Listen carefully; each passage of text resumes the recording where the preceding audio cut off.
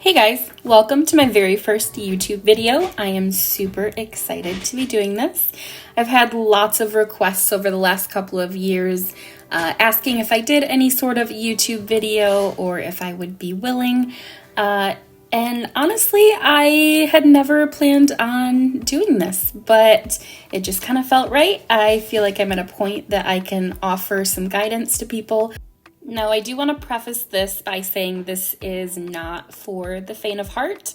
This is a slightly difficult tumbler to accomplish. There are a lot of tutorials out there on YouTube that will show you the basic steps how to accomplish a design.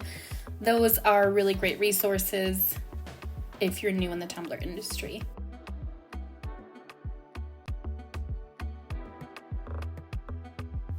So we're going to start with a 30-ounce skinny. This is from MakerFlo, and I'll put the affiliate link and the measurements in the description box. Just keep in mind that each supplier has a little bit of a variation in sizes. Even the slightest bit off of your measurements will cause your template to not line up correctly. And with this design in particular, the front of it has a diamond shape.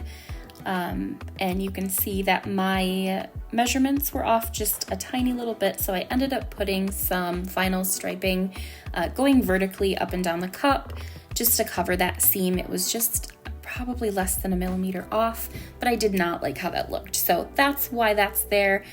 So please just tread lightly and make sure that your measurements are all correct. Really take your time with it because it does set the tone for the rest of this tumbler. So after I got the template laid down, I went through and I mapped out where I wanted each glitter color, where I wanted to keep the printable vinyl, and where I wanted to put the leopard foils. I marked each piece with my Sharpie, except for the pieces of the vinyl that I planned on keeping in the design. I didn't want that Sharpie to show through on the design once it was finished.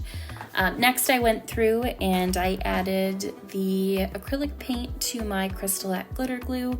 That's going to prevent you from being able to see the stainless peeking through the glitter, because this is probably just going to be a one coat and done type of a design. It's super intricate, so I don't think that anybody really wants to go through and have to re-glitter things twice when it's so tedious.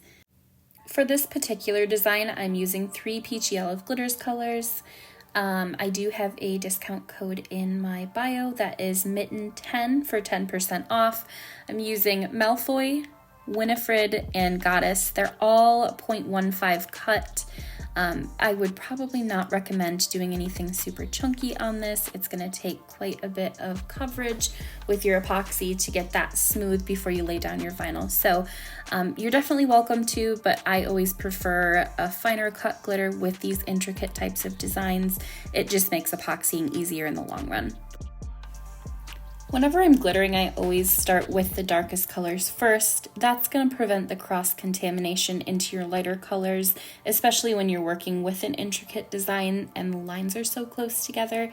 It's really easy to accidentally get some overage onto the lighter colors of the glitter, and then you're going to have to end up redoing those lines.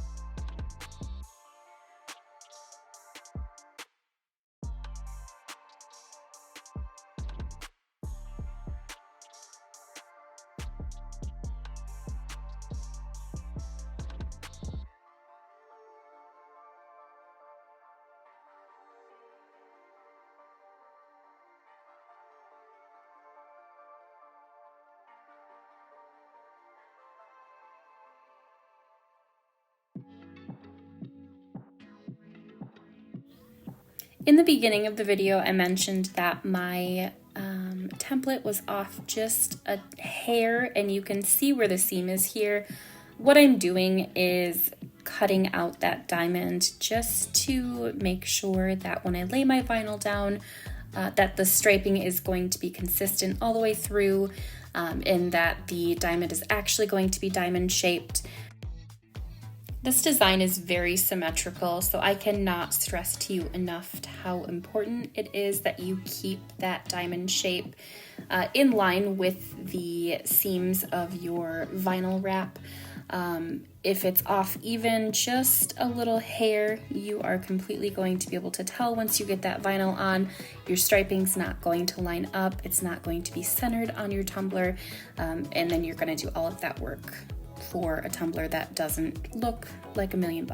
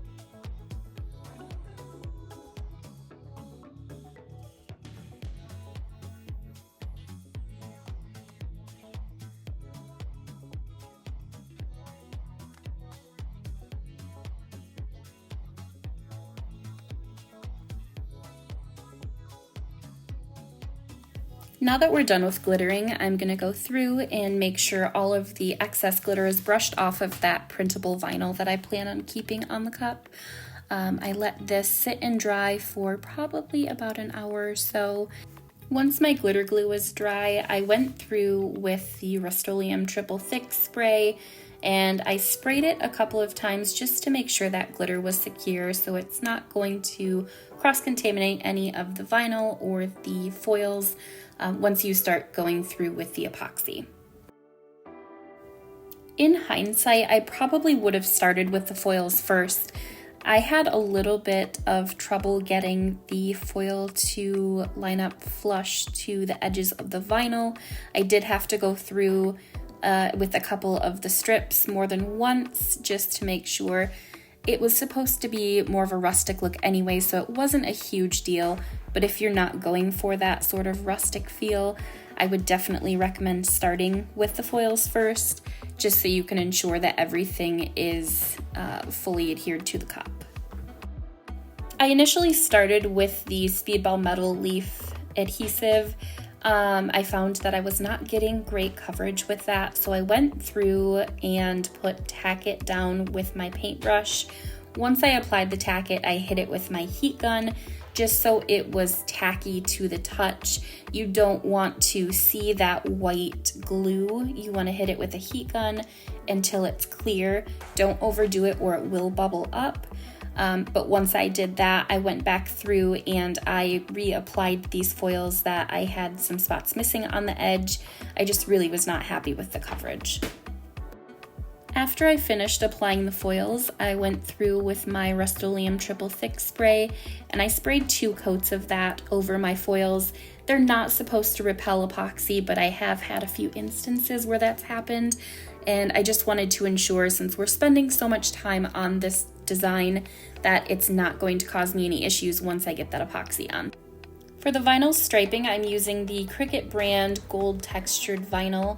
I cut the measurements 11.5 inches by 0.08 inches, and that seems to be the perfect sizing for these. I didn't want it to take over the rest of the design and take away from the glitter and the vinyl, so I just really wanted a thin, intricate kind of a striping.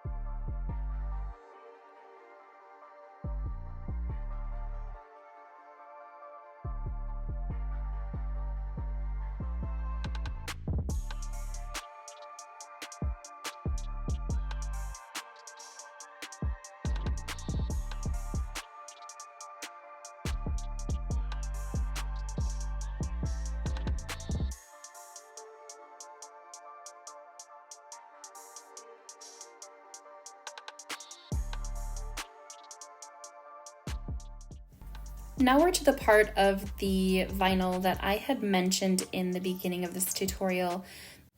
The top and bottom points of the diamond didn't quite lay flush with the points of the other layers of the tumbler, so I'm just trying to figure out how I want to lay this vertical striping.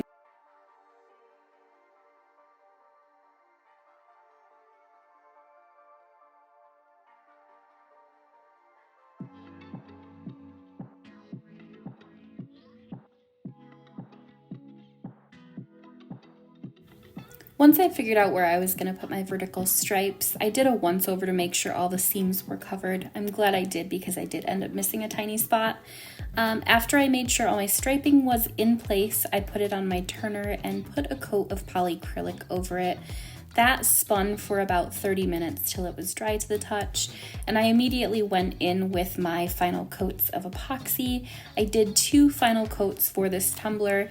On my very final coat, I added a tiny little bit of Cullen from Feather Bear Bling into my epoxy. It's just an ultra fine silver holographic additive. It just helped to give a little bit of a shimmer to the vinyl as well as the leopard foils. I let that cure for 72 hours before I shipped it out.